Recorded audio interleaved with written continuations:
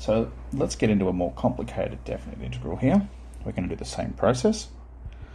So we're going to integrate between 0 and pi on 2 cos of x dx.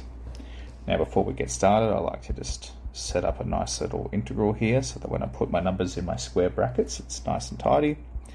So if I integrate this, derivative sine is cos, derivative cos is negative sine. So if I want to go from cos back to sine, then that's fine. I don't need to change my negative symbol. Divide by the derivative of the bracket, which is 1. So that's fine. There we go. So I now open up my square brackets, put my integral up in there, and I'm now going to use the bounds of pi on 2 and 0. So I'm going to say sine of pi on 2 take sine of 0. Alright, so we obviously need to know our unit circle. We'll be pretty comfortable with it. Sine of pi on 2 is 1. Sine of 0 is 0. 1 take 0 is 1. So there we go. Part A is done. Part B, we're going to do the integral between 0 and 2 of e to the negative x plus 2 dx. This looks like it's going to be a little bit trickier, but hopefully not really. I'm going to set up my little integral. I'm going to integrate it first, piece by piece. When it comes to exponentials, copy paste, divide by the derivative of my power, which is negative 1. The 2 becomes 2x.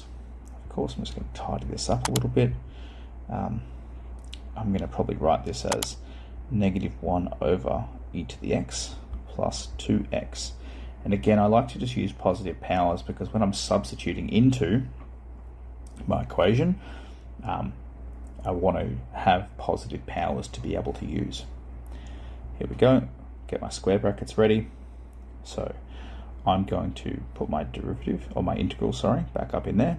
Negative 1 over e to the x plus 2x, and I'm going to use the bounds of 0 to 2.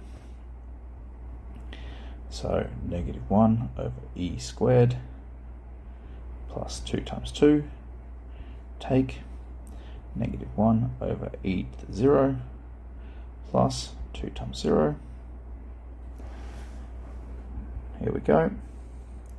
Negative 1 over e squared. Well, I'm just going to leave that as it is. Can't really do much with that. Plus 4. Take negative 1 over e to the 0, which is negative 1 over 1, which is just negative 1. 2 times 0, that's just 0. So what we've really got here is negative 1 over e squared plus 4 take negative 1. Too easy, that's just plus 5. Once we get down to something like this, we can just maybe rewrite it a little bit as 5 take 1 over e squared. There we go. Of course, if that wanted a decimal answer, we could just put that in our calculator and work that out. All right.